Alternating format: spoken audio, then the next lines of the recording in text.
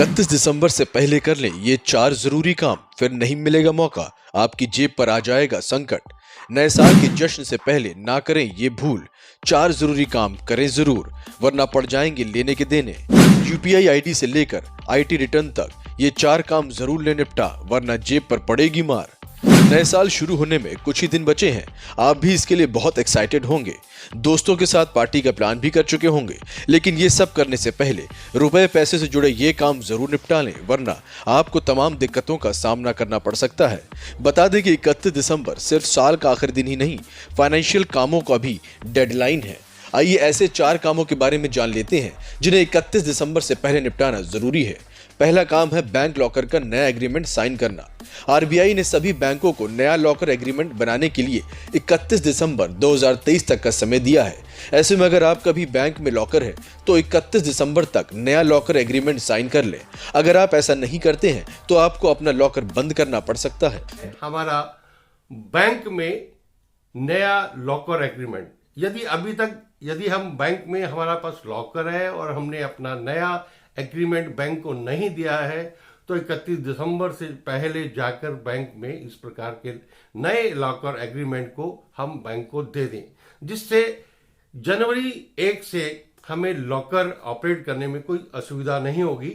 नहीं तो हो सकती है कि हमें लॉकर ऑपरेट करने में असुविधा हो, इसलिए तुरंत जाकर 31 दिसंबर तक नया लॉकर एग्रीमेंट बैंक को दे देना चाहिए। दूसरा काम है डीमैट अकाउंट का नॉमिनी रजिस्टर करना। अगर आप शेयर मार्केट में कारोबार करते हैं तो आपको 31 दिसंबर से पहले अपने डीमैट अकाउंट में नॉमिनी दर्ज कराना जरूरी है।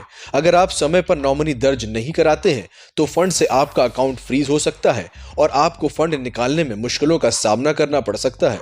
दूसरा एक बहुत बड़ा काम है, जो म्यूचुअल फंड का अंदर डील करते हैं, डीमैट अकाउंट है लेकिन उसमें उनका नॉमिनेशन नहीं है, तो वो भी 31 दिसंबर की अंतिम तिथि है उनको अपना नॉमिनेशन उसमें लिखवाने के लिए, उसमें ऐड करवाने के लिए वो भी तुरंत जाकर अपने म्यूचुअल फंड, अपने अकाउंट के अंदर, अपने डीमैट अकाउंट में नॉमिनेशन को ऐड करवाएं, नहीं तो उनको भी असुविधा हो सकती है जनवरी 2024 से। तीसरा काम है आईटी रिटर्न फाइल करना। बता दें कि लेट इनकम टैक्स रिटर्न जमा करने की आखिरी तारीख 31 दिसंबर है। अगर आप किसी कारण से 31 जुलाई तक आईटी रिटर्न नहीं जमा कर पाए थे तो इस तारीख तक आसानी से आप लेट फीस के साथ रिटर्न जमा करा सकते हैं।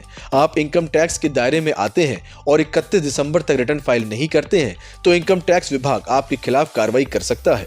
इन लोगों ने अभी तक इनकम टैक्स की रिटर्न फाइल नहीं की है।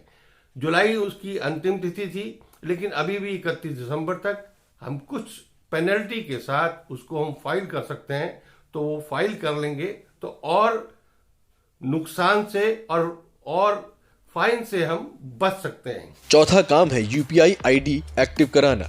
यूपीआई नेटवर्क चलाने वाली सरकारी एजेंसियां एनपीसीआई यानी national payment corporation of India ने ऐसी यूपीआई आईडी को बंद करने का फैसला किया है जिनका इस्तेमाल 1 साल के ज्यादा समय से नहीं हो रहा है।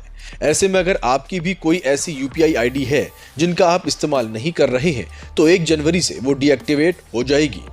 चौथा एक काम जो है वो है, जो लोग पेमेंट्स ऐप यूज करते हैं, यूपीआई यूज करते हैं, कोई भी पेमेंट का ऐप यूज करते हैं और उन्होंने काफी समय से उसको इस्तेमाल नहीं किया है, तो वो भी अपना जो यूपीआई आईडी है उसको अपडेट कर ले। नहीं तो हो सकता है कि जनवरी से उनका वो ऐप जो है वो काम करना बंद कर लें।